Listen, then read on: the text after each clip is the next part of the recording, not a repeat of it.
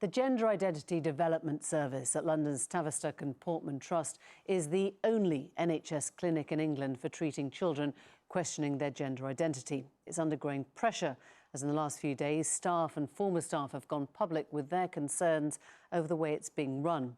Now this programme's learned of concerns surrounding one of its core treatments, drugs that can pause puberty in young people, nicknamed puberty blockers. Now, despite observations in an increase in self-harm and suicidal thoughts in young people whilst taking blockers, observations that experts say warranted further investigation, Newsnight's learned that GIDS changed their policy on who would be eligible for these powerful drugs before they even had these findings.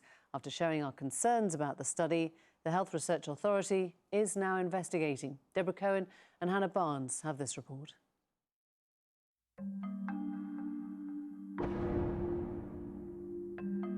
Imagine what it's like from a young age to feel you're trapped in the wrong body, that your biological sex is at odds with what gender you feel. For a growing number of young people, this mismatch results in serious distress. In medicine, it has a name: gender dysphoria. It can start at a very young age.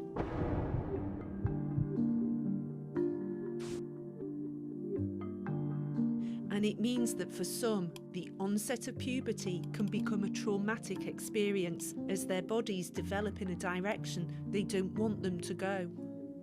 You feel out of place, you feel odd, and you feel disturbed every time you look into the mirror. But people are increasingly starting to question one key treatment offered to young people who are struggling with their gender identity. It is unacceptable to have lower standards of care for a group that are already marginalised and stigmatised. Newsnight has learnt that data suggesting that self-harm increased after young people started a controversial medical treatment weren't taken into consideration when it came to an important policy decision about its use.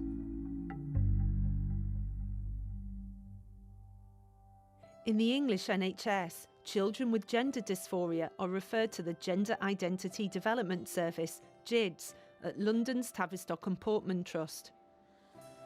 Referrals have increased from 97 to 2,590 a year in the space of a decade. The reasons for this are unclear. Gender clinics around the world use puberty-blocking drugs to stop the development of secondary sex characteristics, so periods, breasts, Adam's apples and breaking voices. These blockers work on the brain to stop the eventual release of estrogen and testosterone, the sex hormones that increase during puberty. The idea is the drugs pause puberty and allow children and their families time to think, to explore their gender identity without the additional distress of their bodies changing. These drugs aren't actually licensed to treat gender dysphoria. That's not unusual in healthcare. But when drugs are used beyond their intended purpose, the new use may not be supported by robust research.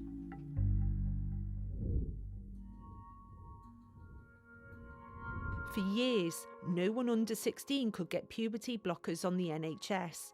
But in 2011, this came under review. GIDS, alongside University College London hospitals, began a study which looked at the effects of blockers on younger children who had only just begun puberty, around the age of 12. Several clinics around the world were already doing this, but the evidence was limited. Michael Biggs is an Oxford University sociologist who has raised concerns about this area, attracting criticism from some in the transgender community for his views. He gave Newsnight a series of documents relating to the research study he'd obtained via Freedom of Information requests, including something called a protocol. So here's the protocol. It guides the conduct and the design of the study, how many people it will recruit, how long it will last, and what outcomes it's measuring.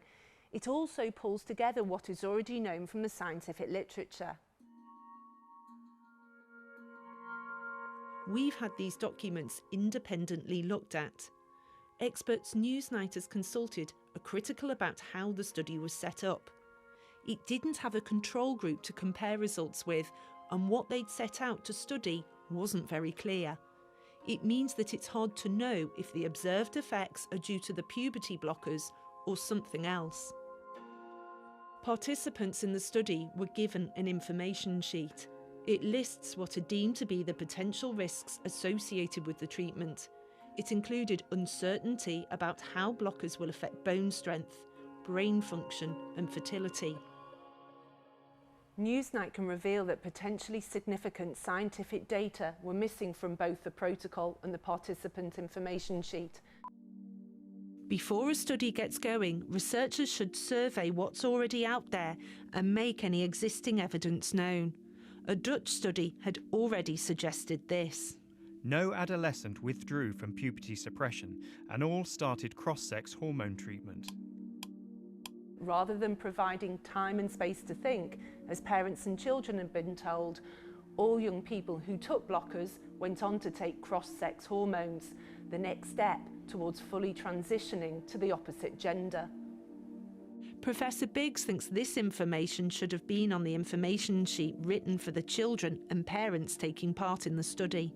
I don't see that the parents and their children could really have given informed consent, given the lack of information that was provided. They were not given the information they needed in order to take this momentous, life-changing step. Let's talk about guinea pig. What I mean by guinea pig is you're pretty much testing blockers. One person who's made that decision is Hannah Phillips. She didn't take part in this study, but has shared her experiences at GIDS on YouTube. At 16, she began taking puberty blockers.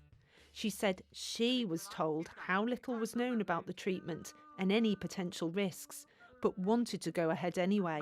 No one really questions whether or not it's harmful to your body. I think we're just so young that we just trust the doctors.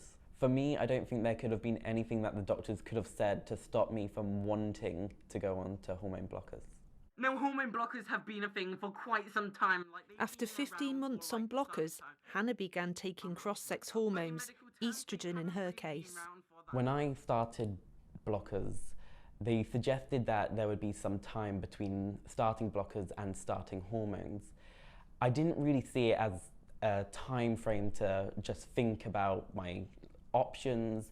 I saw it as the first step to this journey.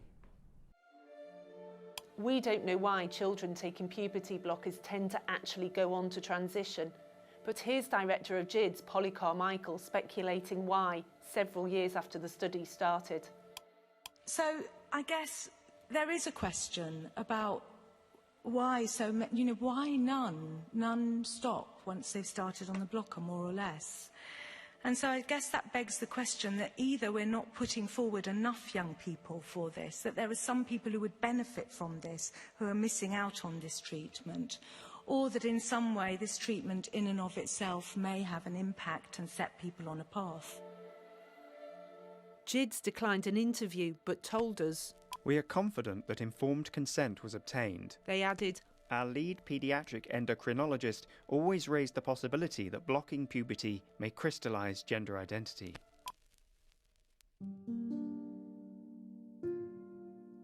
the full results of the study haven't been published, but public statements from GIDS about the progress of the study have been wholly enthusiastic. Polly Carmichael telling the Daily Mail in 2014, the results thus far have been positive. At some point that year, NHS England approved a change in GIDS policy, even though the study had only just finished recruiting participants. The service was now free to give puberty blockers to those just beginning puberty who were not part of the study. Michael Biggs found some preliminary data for 30 of the 44 young people taking part in the study. They were presented to the Tavistock board by Polly Carmichael in 2015, a year after the policy change. One finding flagged up by GIDS and UCLH researchers themselves was what it described as a significant increase in those agreeing to the statement, "I deliberately tried to hurt or kill myself." This was the outcomes only after 1 year. And after 1 year on puberty blockers, there were a lot of things that the children got worse in several respects. So The most disturbing aspect of that was that the children reported a higher level of self-harm. And that, to me, raises a very big red flag. Understandably, this all sounds very negative, but strangely enough, in medical research, we can't literally interpret them that way because of flaws in the study design. We can't infer cause and effect. Nevertheless, these observations should have given GIDS pause for thought. Professor Susan Bewley is an expert in women's health and writes clinical guidelines for NICE. She's one of a number of doctors who are raising concerns about the lack of evidence in this area of medicine. Seeing a change in suicidality is very worrying. We know that this is an outcome. We don't know how to make it get better or get worse. And we've got form in medicine of having bad science where we've given treatments that have increased suicide in teenagers before. It is really important to do good ethical research in this area. Good medical practice would normally be very reflective about an increase in harms.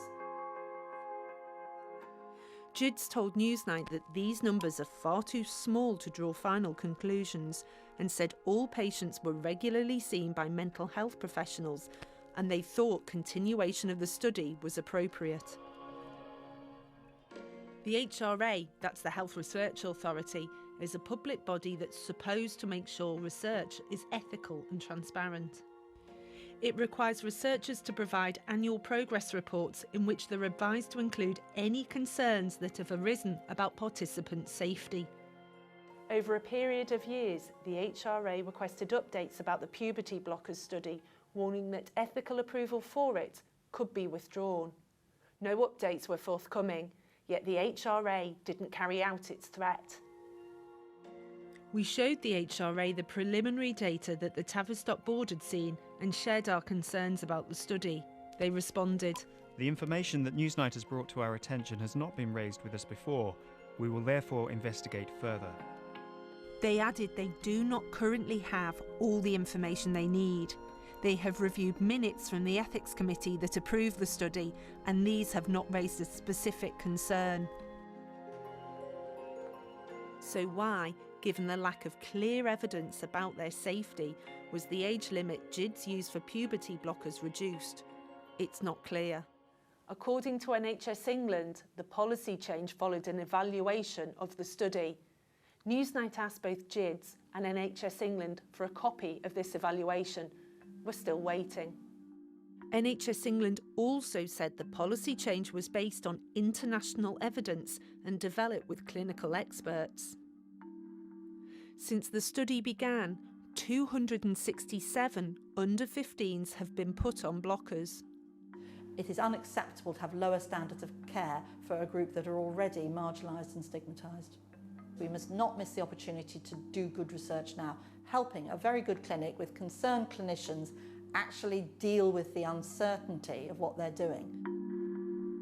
I don't think they should pause the current rules on allowing young people to have access to puberty blockers, but I do reckon that there should be more research.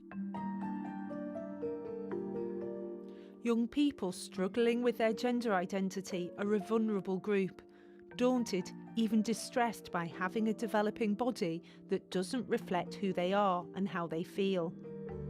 GIDS is a place they feel listened to and understood. But this support should surely be based on the highest standards of healthcare and research.